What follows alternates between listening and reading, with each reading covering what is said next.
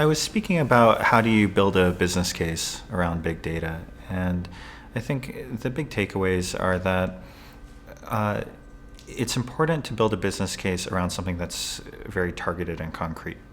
Uh, it's easy to start off with big data is everything and try and build a business case around that. But business leaders are really looking for something that has a clear dollars and cents on the revenue line and on the cost line. And so to do that, you have to start off with something that is very specific.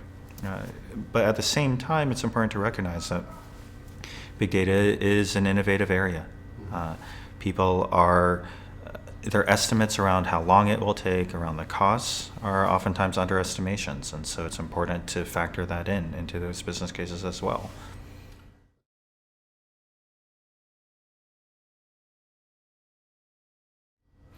Yeah, it's a particular challenge. The people who are best able to understand the operations behind the scenes and best able to forecast the costs for a particular business case are oftentimes unable to actually explain those risks and the drivers of the costs back to the business leaders. And that makes it difficult for business leaders to feel comfortable with a particular business case. It's, I think, one of the reasons why so many people talk about it being a leap of faith.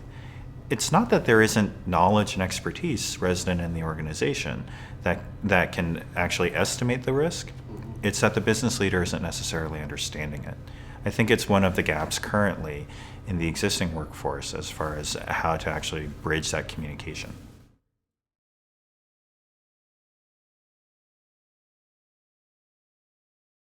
Yeah, I think that it's, I'm going to tackle it from both directions. I think the technical folks need to take the time to actually understand the industry that they're working in.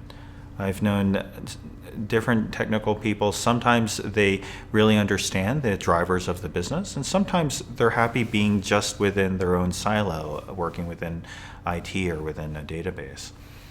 But if they can't understand what's driving the people who are making the funding decisions, then they're not really going to be able to meet their needs as well. On the business side, what I would recommend to them is they're used to learning new things. They're used to having to understand something that they don't have personal expertise in. But I think that there's oftentimes a level of intimidation regarding database management. And I think that what I'd recommend to them is don't shy away from it. Be willing to take the time to ask smart questions.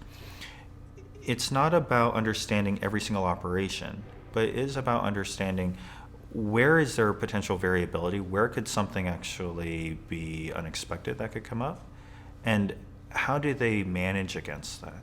If they ask those questions, if they ask how do I manage for that risk, I think that they'll end up making better decisions.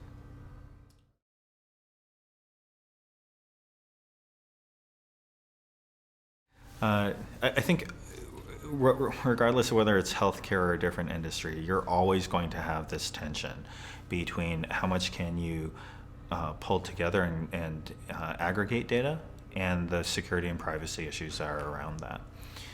I think that one of the challenges that all industries are facing right now is that it is effectively an arms race in privacy and security.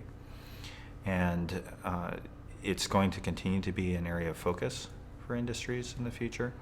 I don't think that it's ever going to get fully resolved.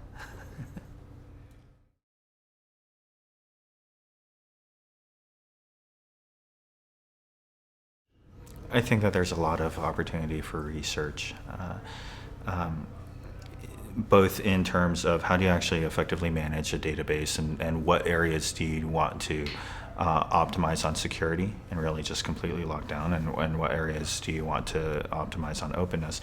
I think also there's a lot of research to be done as far as how how do you continue to push the knowledge development around the data. So in healthcare, we focus a lot on things like comparative effectiveness research, epidemiology, product safety, the impact of a change in a benefit design on how do individuals then actually behave.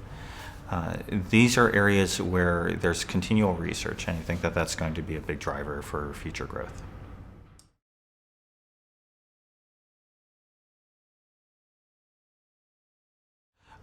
I think it depends a little bit as far as what their focus is and what drives them, of course.